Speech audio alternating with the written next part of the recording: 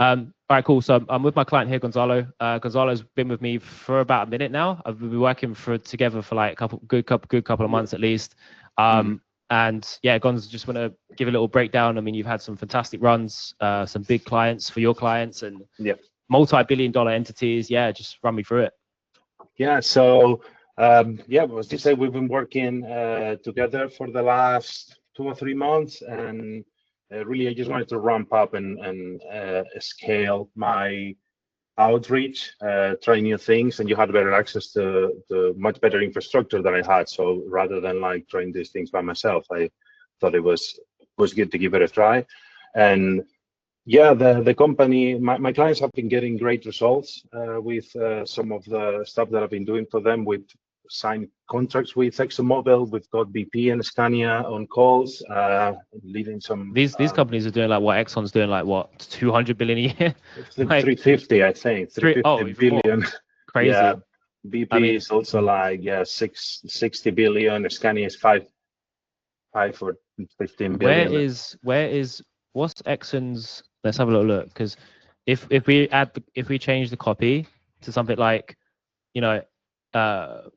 like X type of company, trust us to help to work with them. Do you want to be the next one? Something like that could be interesting. I think we just flex the biggest. The biggest number. Just flex the biggest number. Yeah. It's just that it's so big of a number that I feel people read it and they are like, "This ain't true," Bullshit. But they can see it for themselves, like what they're trading at and what kind of where they're at in the world. That's true. These are like household names, Exxon's all over Formula One, and it's been the biggest provider for how many years, So it's definitely worth it. But yeah, so like BP, Scania, like you even got a deal going with Vulcan Shield. Like you're in demand basically. Yeah. So things are going well, and really, just trying to systematize everything right now to keep on delivering this and be able to scale, taking more clients, as well as maintaining the quality of the results that we are having at the moment. Yeah, 100%. I mean, that stuff comes from like, in the beginning, it's always a bit of a just build stuff and fight the fires later. But now you're in a good position where you can be like, okay, cool. Let me take a step back, systemize everything, have a bird's eye view, and start like making my life a little bit easier, because you've got them front end results, which is really cool and it's fantastic. I mean, I'm just looking now, like Exxon's like top 10 in the world companies. Yeah. It's absolutely insane. Disgusting. Yeah, it's so crazy. Well, I think when you sent me that case study, I was just like, this guy's onto something. And it's just like in an industry where, not many people understand. And the fact that you have that Rolls-Royce consulting background is, you understand the market better than anyone. People like you are probably some of the best people to come into a market or an industry like that and just like dominate, because you're like one of them, Yeah, no, literally. I was talking to a new prospect yesterday, and they told me that straight away. Like, he showed me his tech, what they were doing, and he asked me like, "Are you getting this?" And I told him, "Mate, I'm gonna be an engineer." He was like, "Fantastic, this is what I wanted. Like, I don't want to be explaining this to someone who doesn't really get it and see what they can make out of it. I really want to talk to someone who gets it, can translate it into business traction, and start running these campaigns to bring in leads and help me grow my business." Yeah, 100%. I mean, that's what they're looking. They're looking for like industry experts, or like industry like just basically just someone on the same wavelength with them that gets everything. Another couple of ideas I had as well is like, if you're looking at Exxon's like, okay, like oil and gas and stuff, but also like the types of adjacent industries they work in, like Formula One, automotive, right? There's also some kind of like engineering element to those things as well, right? So you could also like reach out to those industries and be like, hey, I got my client on a call with Exxon, and then maybe you're speaking to Formula One, right? That's or it. like Formula 2 or F3 or whatever, or the electric version, Yeah, so, I think the key here is as well, because these companies are massive and they have like so many employees. So it's about really finding that person in the role who's really going to listen to you and can take things forward and can be your champion in the company to help your client like end up signing the deal. Yeah, the angle there for that is like, your goal is to make them look good in front of their like superiors or the people above them, right? So if you could do that, like, so, you know, head of growth or business development manager, but then there's so many different territories. Like where do you kind of start with that? So like F1's massive, like, you know, or Exxon's massive. So just think about who you spoke to at Exxon, right? Yeah. Who was it? Like, what role was it? It was a head of maybe it was repair and maintenance, maybe in some of the North America area. So basically, like one of the maybe English native speaking countries or territories, just find like all the top people around. Like, not, I'm not talking CEO, founder. Like, you'll never get their inbox, but like. It was a let's say a low level senior position who has some power, has responsibility, and because we were delivering like new solutions, we don't want to go like too low to someone who like needs to start scaling up and it's going to take months to get attention, but also not too high up that they are just going to ignore it because it's not on their plate. It's finding that good sweet spot there in the middle. What was your initial feeling, or like how did you feel? Like, because at the beginning, I mean, when we first kind of met, I mean, everyone's quite skeptical about cold email, building a cold email agency, or just like building out a growth consultancy, or whatever it is you want to call it these days. But the main thing is, like, when you actually saw it working for the first time, I remember like how pumped you were, and when you dropped the results in the chat and stuff like that, you're like, Kai, like, you know, I booked in, you know, Exxon, BP. I think it was all pretty much in the same week, or like it was very close together, wasn't it? Yeah. It was one of the first campaigns that I was launching for this client. I was testing a few different industries, automotive, oil and gas. I was trying aerospace as well. We got another company there, Mobil, which is also doing like 5 billion. Crazy. Replying to the client and starting like a small proof of concept. So I was just surprised how easy it was. You know, like, you know, once you know the right steps, like setting up the infrastructure is not easy, and having the access and the right deliverability, getting the right leads verification, that's the difficult bit. But once you start sending emails, it's just super simple because it's like a conversation in the most quiet, comfortable space that you can get anyone on a business, right? Their inbox. It's not crowded LinkedIn or X. You're just talking to them and saying like, this is what I've got, this is what I think is relevant for you. If you want to know more, we can talk. I feel like there's a lot of like your campaigns, like going forward, is a lot to like simplify, because you had I would just replicate and duplicate the success you had with the first initial client when you got the big responses from. I think just go back to basics on that and just like start talking to more customers and using that, because many people are interested in that case study of Exxon, because they see that and like, well, not necessarily do we need to get you in front of, you know, multi-billion-dollar conglomerates, but you know, but if you can do that, if you can do that, you can do pretty much anything. So I think that's probably some of the best like results I've personally had when it comes to working with someone and helping them consulting them through that. So yeah, when I saw that the first time, I was like, no, like surely it was pretty insane. I mean, we've had some really good, like we get good wins, like, for, you know, students and consulting clients and stuff like that. But you know, I think you were like kind of the cherry on top. Like you took everything on board, like you just crushed it. Infra stuff, I think it was a little bit confusing, but like because you've got engineer brain, and this really works for engineer brain type of people. It's like, once you got the system, it's pretty straightforward.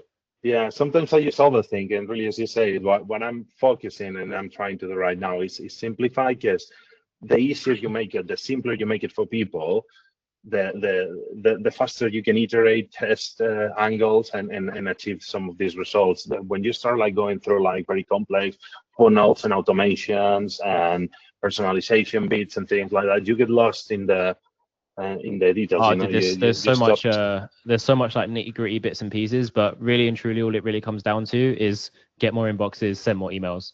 Like that's just the mantra moving forward. Yeah, making more offers, getting more stuff in front of people, like blitz the whole market. Like there's no reason as to why every single person in the industry can't get an email from you, because then they're not getting deals like this. Then they maybe are, but like they're slow, sales cycle slow. I mean, how long was the sales cycle of Exxon? Less than a couple of months, no?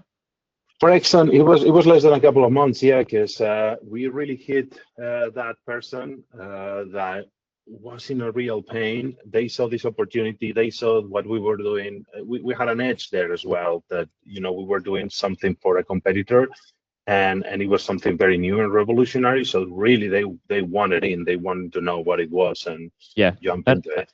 also too, for like the maybe potential clients or potential new customers out there that are watching this interview and thinking, wow, like I'd like to work with Gons, this and that, or build something out for this myself. Like the customer that you work with, the client that you work with, they also have to have something relevant, something interesting. Like we can't, like we're both like growth consultants / marketers, like whatever you want to call it, but That's it. we can't market shit, like Exactly.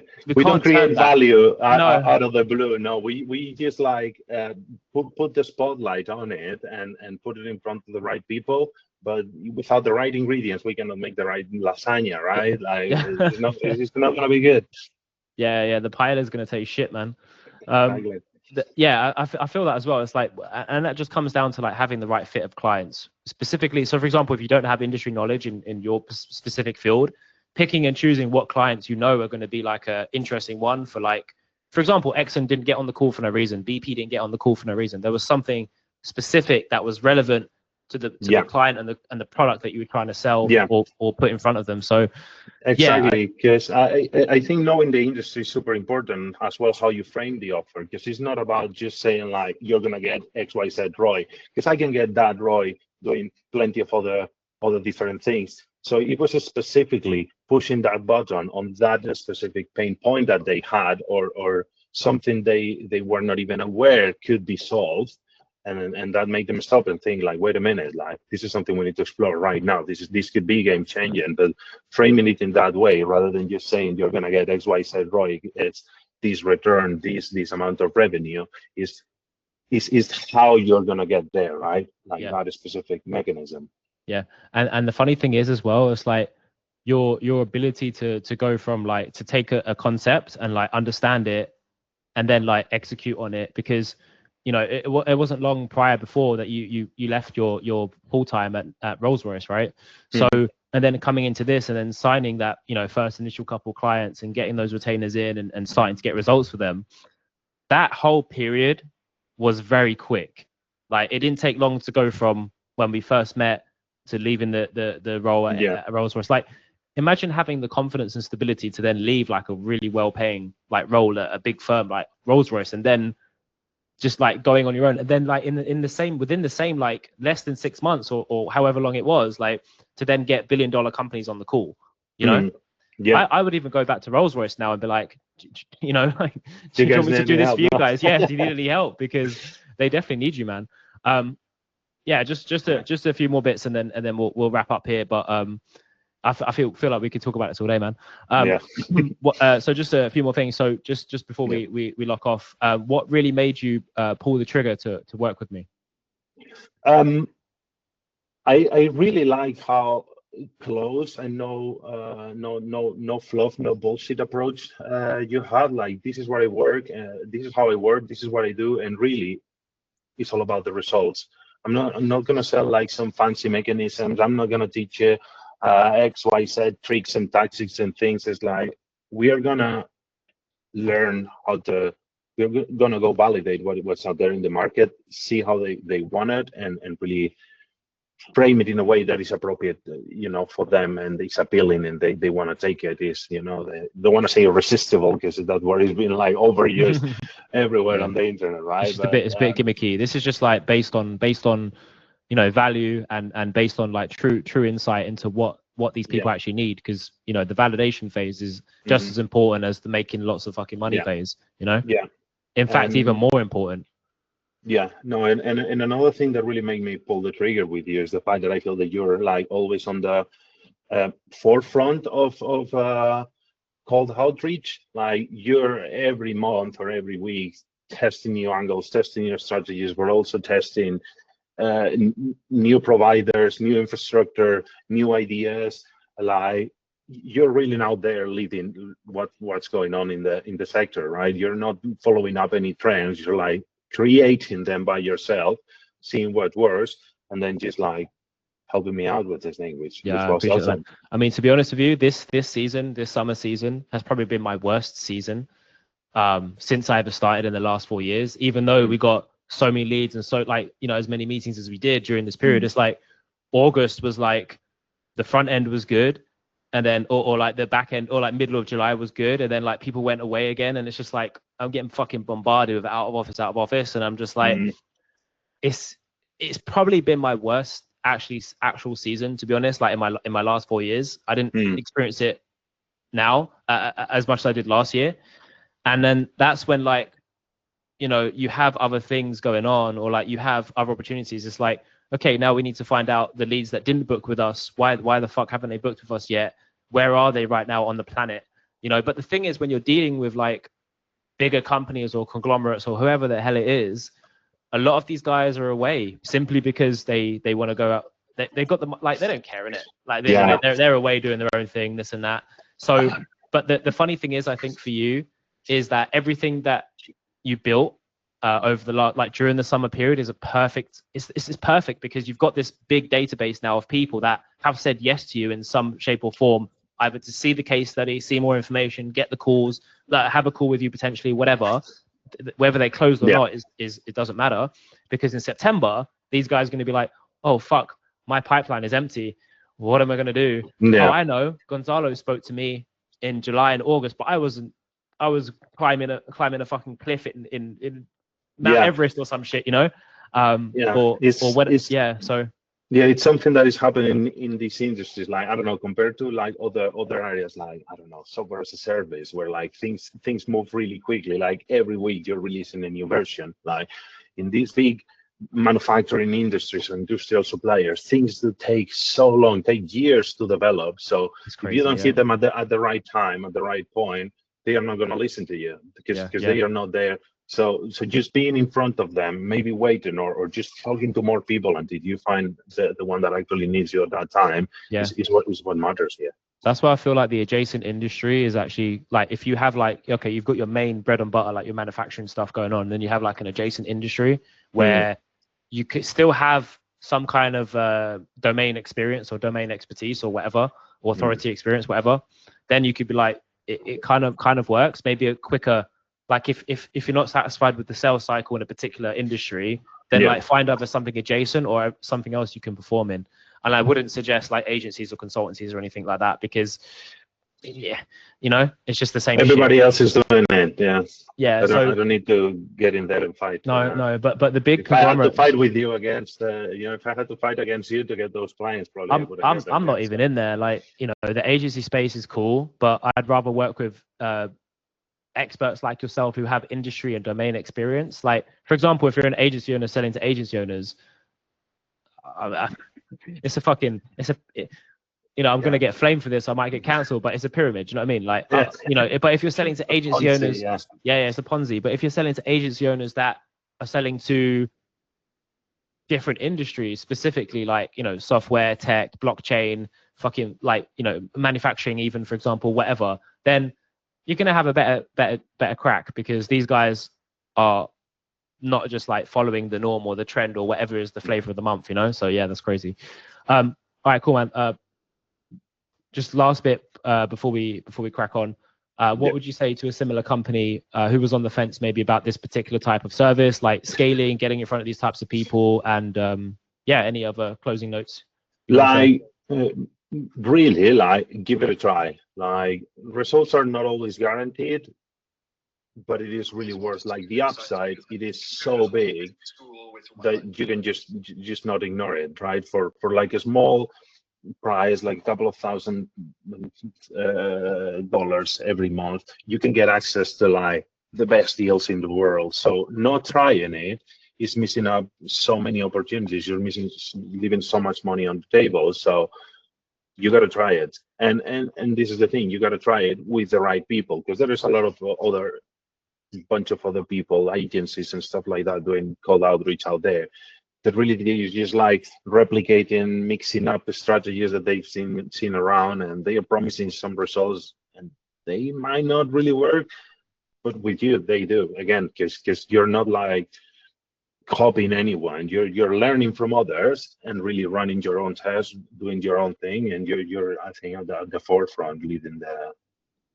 Yeah, I feel like industry. the more enterprise you go, it's a lot more fun. You know, there's a lot more at stake. Like the deal is, yeah. The funny thing is, you haven't learned just cold email or like, you know, getting clients on calls or closing, you know, multi-billion-dollar entities and stuff. There's also sales process, value proposition, sales assets, documentation, building all this stuff out to prove to this market that you That's it. are the guy. You know, I feel like that goes a very long. I mean, the case study you wrote about Exxon was incredible. So many people wanted to see that. Yeah. There's a lot of people that saw that, bro. So that's amazing. Like you know, you built out the case study, you did your own thing, you mapped all that out, and all I did was just help you get where you wanted to go faster. Like it's actually not about me at all. It's more about you. So yeah, I mean it was awesome. Like I'm really proud. Like to see that you had the stuff with BP and Exxon, and your just like attitude around everything. It was you know, it was awesome. But yeah, we'll wrap up for now, dude. All the Great. best with your travels. I know you're going to like, you're in Spain right now and going to Costa Rica and doing all that kind of stuff. So That's it. Yeah. I mean, the beautiful thing is you can just fucking run all this stuff from your phone. Exactly. That's it. You've got the This is system up best of it now. all. Ram up the volume, send more emails, and I'll see you soon. That's it. Thank you, man. Enjoy your travels, bro. Take care. Bye bye. Thank you. Bye.